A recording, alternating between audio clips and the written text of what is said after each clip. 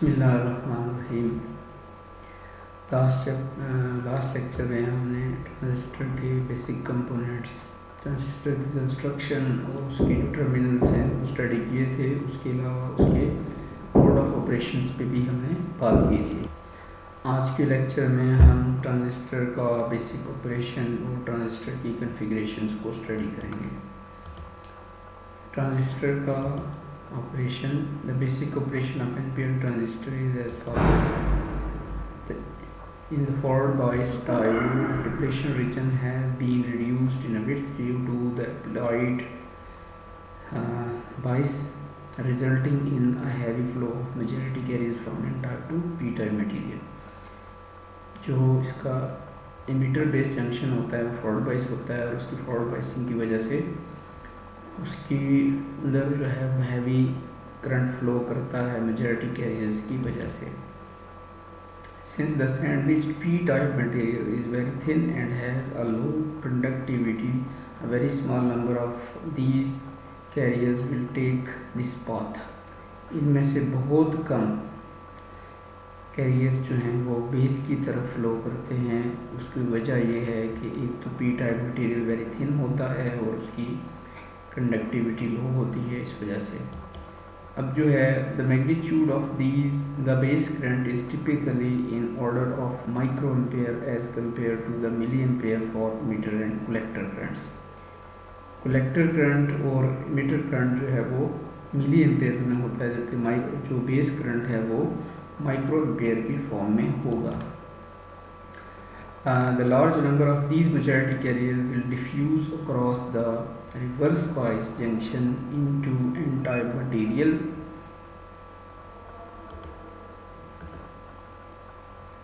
N-type material across the reverse bias junction into n-type material connected to the collector terminal as indicated in figure. अब जो next base collector junction है इसके अंदर ज़्यादातर carriers इसके अंदर जो है वो डिफ्यूज़ कर जाते हैं। उसकी रीज़न क्या होती है? उसकी रीज़न ये है कि जो पी टाइप मटेरियल बेस है उसके अंदर जब एन टाइप यानी इलेक्ट्रॉन्स आते हैं तो वो जो अगला जंक्शन है उसके लिए पी टाइप के अंदर एन टाइप जो है वो क्या होते हैं? माइनॉरिटी कैरियर्स, और माइनॉरिटी कैरियर करंट फ्लो करता है ड्यू टू रिवर्स बायस।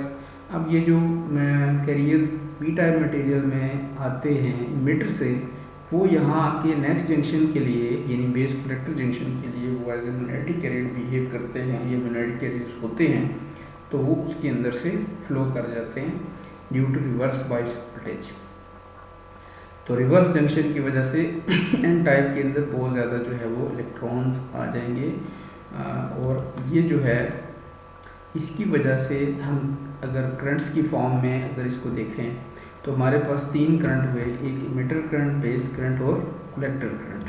तो अगर हम यहाँ इस फिगर में देखते हैं कि इमिटर करंट यहाँ से जनरेट हुई और यहाँ से बेस के अंदर जब ये इलेक्ट्रॉन्स आते हैं यहाँ से कुछ इलेक्ट्रॉन्स वो थोड़ी मिकदार में बेस करंट कंट्रीब्यूट करते हैं और ज़्यादातर करंट जो है वो कलेक्टर से आउट हो जाता है, आउट कलेक्टर में कलेक्ट हो जाता है कि इधर से फ्लो होता है।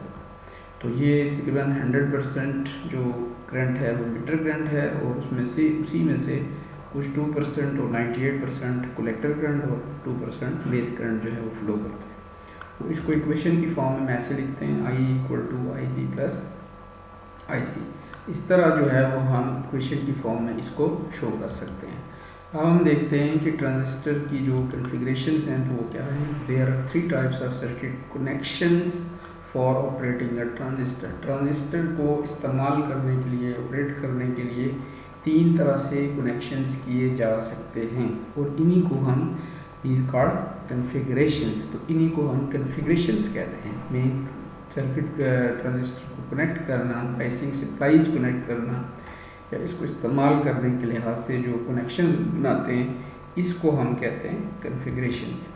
कन्फिग्रेशंस कितनी हैं? 3 हैं। कॉमन बेस है, कॉमन कलेक्टर और कॉमन इमिटर। तो 3 कन्फिग्रेशंस होती हैं। अब अगर हम किसी एक कन्फिग्रेशन जैसे कॉमन बेस की बात करते हैं तो कॉमन बेस कन्फिग्रेशन में क्या होगा? In this configuration emitter current IE is the input current and the collector current IC is the output current।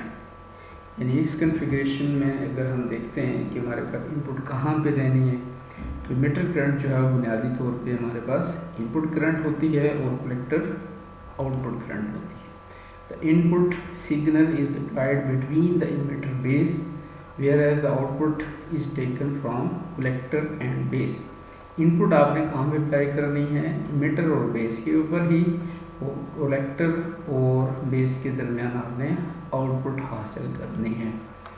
The ratio of collector current to the emitter current is called DC alpha या alpha DC of the transistor। यानी ये जो output current और input current है, ये जो ratio है, output current यानी IC और इनपुट करंट IE, इनकी जो रेशो बनेगी उसको अल्फा से डिनोट किया जाता है और उसको अल्फा DC कहते हैं। अब अगर हम input signal AC is injected into the emitter base circuit and output is taken from the collector base circuit, ये बात आपसे पहले भी हो चुकी है। अब हम अगर सर्किट की कंडीशन देखते हैं तो emitter base junction is forward bias and by VEE battery, whereas collector base junction is reverse by using VCC battery.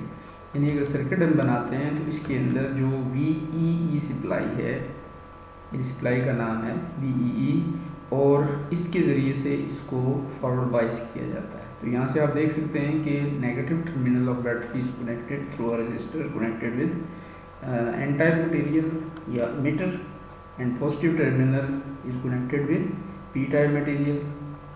So this junction will be forward bias, basic emitter junction will be forward bias. Similarly VCC supply, positive terminal of VCC supply is connected with n-type material and negative terminal of VCC supply is connected with base। तो इस तरह जो है ये base collector junction reverse bias होगा।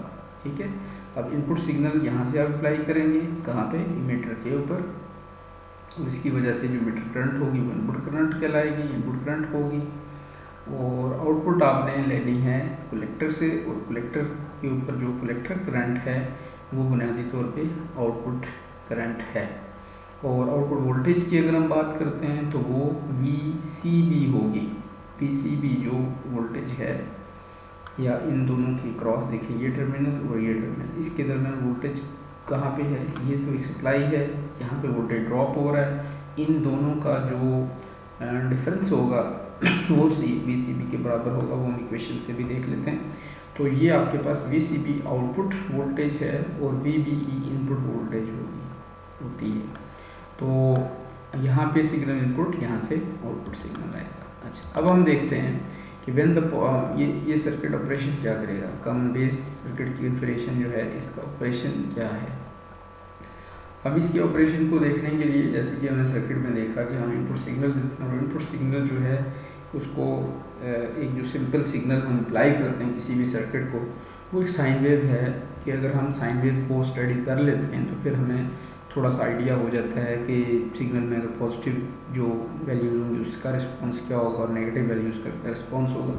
तो इस लिहाज से हम साइन वेव अप्लाई कर रहे हैं। उस साइन वेव के अंदर दो हाफ साइकिल्स हैं जिनके अंदर, जिसकी वजह से किसी भी डिवाइस का या किसी भी सर्किट का जो है वो वाइसिंग डिस्टर्ब होती है या वाइसिंग में चेंजिंग आती है।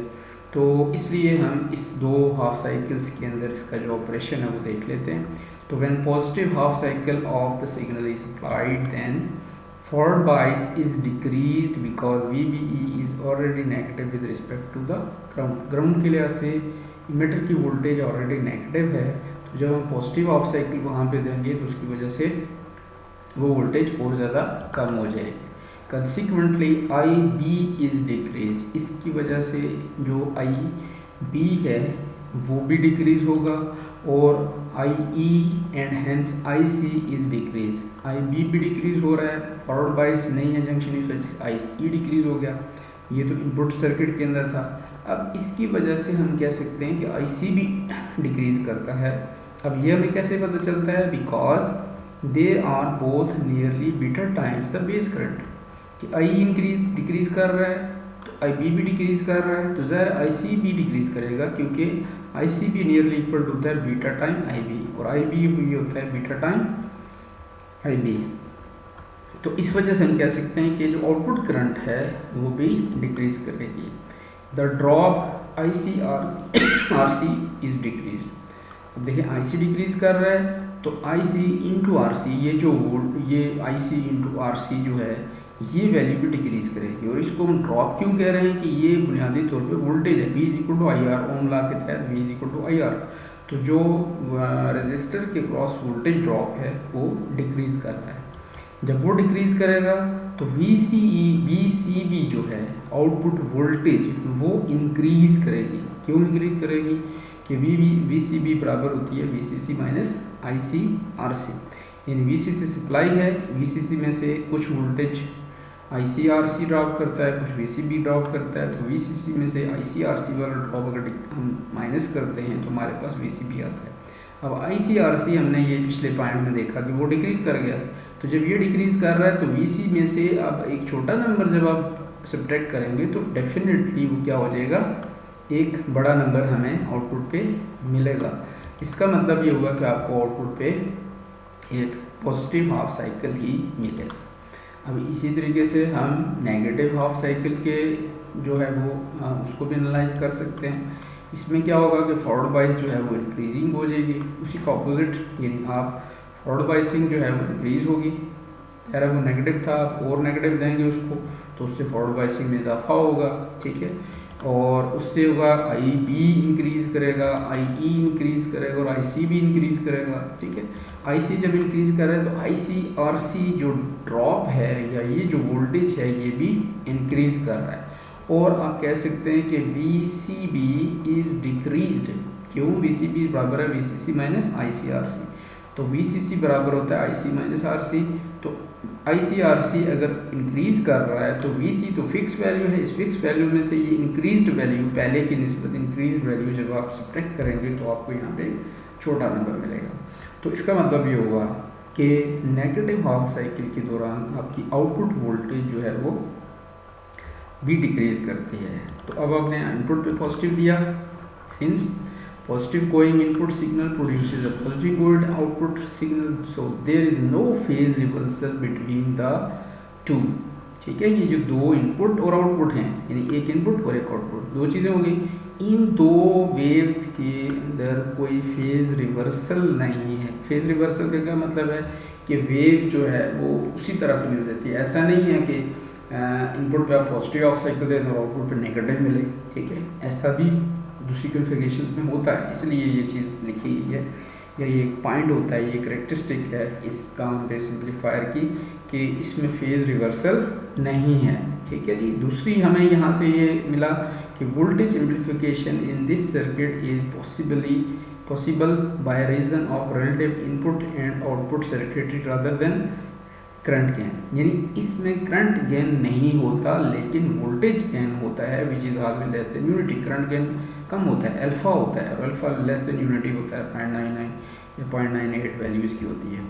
लेकिन ये तो कम हो रहा है, ये इंक्रीज नहीं हो रहा, करंट गेन नहीं हो रहा, लेकिन वोल्टेज जो है वो आपको इंक्रीज मिलता है, ठीक है। अब इसमें हमने वो दो इक्वेशन यूज़ की थी, उसको ज़रा आप देख लें। तो हमारे पास ये सर्किट हमने यूज़ किया था, ठीक है, common emitter configuration, common base configuration में। ये पीएनपी ट्रांजिस्टर है, इसलिए सप्लाई जो है वो अपोजिट लगी हुई है, ठीक है। यहाँ पे नेगेटिव होता था अगर एनपीएन होता, जैसे उसका पहले सर्किट में हमने देखा। तो बहरहाल ये पीएनपी है इसलिए यहाँ पे पॉजिटिव सप्लाई है, इधर नेगेटिव है। एनपीएन होगा तो इधर नेगेटिव होगी, इधर पॉजिटिव होगी। बहरहाल उस चीज़ को छोड़ दें। अब इसको एनालाइज कैसे करना है, क्वेश्चंस कहाँ से आती हैं, तो उसके लिए आप केवीएल को यूज़ करते हैं, किरचॉफ वोल्टेज लॉ। तो अगर किरचॉफ वोल्टेज लॉ को देते हैं तो ये हमारे पास एक लूप बन जाता है, इनपुट लूप, ये आउटपुट लूप बन जाता है। इनपुट लूप के अंदर क्या है, ये एक वोल्टेज सोर्स VEE और ये एक वोल्टेज ड्रॉप IE करंट और IRE दूसरा रेजिस्टेंस, ये एक वोल्टेज ड्रॉप हो गया। और कुछ वोल्टेज यहाँ पे ड्रॉप होता है ट्रांजिस्टर के क्रॉस, तो ट्रांजिस्टर के क्रॉस जो वोल्टेज ड्रॉप है उसकी इससे शो करते हैं VEB या VBE, तो उसको VBE से शो करिए आपने, ठीक है। तो अब हमारे पास 1, 2 और 3 चीज़ें आ गई। तो आपने लिखा VEE बराबर है VBE plus IERE, input voltage बराबर है वोल्टेज ड्रॉप के। ये KVL से आपने इक्वेशन लिख ली। तो यहाँ से आप IE की वैल्यू निकाल सकते हैं, RE की वैल्यू निकाल सकते हैं। तो ये जो है मतलब इस इक्वेशन को भी यूज़ किया जाता है। दूसरी इक्वेशन अगर आप आउटपुट लूप पे देखते हैं, आउटपुट लूप के अंदर एक वोल्टेज सोर्स VCC और एक वोल्टेज ड्रॉप RLIC या ICRC और एक voltage drop between collector and base junction. तो कलेक्टर बेस के दरमियान जो वोल्टेज है उसको आपने VCB से या VBC से रिप्रेजेंट करते हैं, ठीक है। अब ये आपके पास एक ड्रॉप आ गया, तो आपके पास इनपुट वोल्टेज VCC और ड्रॉप दो जगह पे IC into RC plus VCB या VBC। तो ये आपके पास वोल्टेज ड्रॉप आ गए। तो ये जो इनपुट सप्लाई है और ये जो दो ड्रॉप ऑफ वोल्टेजेस हैं, ये किरचॉफ लॉ से हमने लिखा कि अप्लाइड वोल्टेजेस बराबर रहती है वोल्टेज ड्रॉप के। अब आप इस इक्वेशन में से अगर आप सिर्फ ये वाली वैल्यू VBC की वैल्यू निकालें तो किसके बराबर होगी? VCC माइनस ICRC की। तो चूँकि ये इक्वेशन हमने वहाँ पे यूज़ की हुई है ऑपरेशन में, तो इसलिए ये इक्वेशन जो है इसको ड्राइव करना भी आना चाहिए या पता होना चाहिए, इसलिए ये मैंने एक्स्ट्रा चीज़ ऐड कर दी है। अगर आपको नहीं समझ आ रही तो आप इसको स्किप कर सकते हैं। बहरहाल ऑपरेशन आपने इसका लिखना है। अब इस एम्पलीफायर की करेक्टरिस्टिक क्या है? पहली characteristics very low input resistance होती है, फॉरवर्ड बायस जंक्शन है उसकी इम्पीडेंस लो होगी। Very high output impedance, forward bias जो रिवर्स बायस जंक्शन है बेस कलेक्टर, तो उसकी आउटपुट इम्पीडेंस हाई होगी। इसका अल्फा जो करंट गेन है वो लेस देन 1 होता है। लार्ज वोल्टेज गेन अबाउट 1500, यानी इसका जो वोल्टेज गेन है वो आपको बहुत ज़्यादा मिलता है, जो कि 1500 तक भी आउटपुट वोल्टेज गेन हो सकता है। पावर गेन भी इसमें अप टू 30 dB है। और 6 no phase reversal between input and output voltage. अब इसमें से ज़्यादातर चीज़ें आपको ऑलरेडी क्लियर हैं। फेज रिवर्सल की हमने बात कर ली थी पहले कि इनपुट और आउटपुट वेव एक जैसी हैं, इसलिए फेज रिवर्सल नहीं है। करंट गेन अल्फा होता है, आउटपुट करंट और input current, output current IC है, इनपुट करंट IE है। IC में से IB निकाल के जो है ना वो ये बना होता है, IC आता है। तो IC और IE करेंगे तो लेस देन 1 आएगा, ये भी ठीक है। अब इनपुट इम्पीडेंस किसकी वजह से है? Base collector, base emitter junction जो है वो फॉरवर्ड बाइस है, तो फॉरवर्ड बाइस में रेजिस्टेंस बहुत कम होती है, तो 30 से 150 ओम तक होगी। और आउटपुट जो वोल्टेज है वो ज़्यादा कि बेस कलेक्टर जंक्शन है, इसलिए वहाँ पर रेजिस्टेंस ज़्यादा होगी। तो इसको, इस सर्किट को कहाँ में यूज़ करते हैं? One of the important use of common base amplifier is matching a low impedance circuit to high impedance circuit. Impedance matching के लिए हम इसको इस्तेमाल करते हैं। इसको आप याद कर लें, इम्पीडेंस मैचिंग क्या होती है। ये थोड़ा सा एक क्रिटिकल इशू है जो कि या आप इस पर अगर इंटरेस्ट रखते हैं तो आप कहीं पे सर्च कर सकते हैं। तो बहरहाल इसको इम्पीडेंस मैचिंग सर्किट के लिए इस्तेमाल कर सकते हैं। It also has a high stability of collector current with temperature change. Temperature change की वजह से कलेक्टर करंट में फ़र्क नहीं पड़ेगा, इसलिए इसको इस मकसद के लिए भी यूज़ किया जा सकता है। आई थिंक ये बात क्लियर होगी। नेक्स्ट टाइम नेक्स्ट कॉन्फ़िगरेशन को स्टडी करेंगे। अस्सलाम वालेकुम रहमतुल्लाहि व बरकातहू।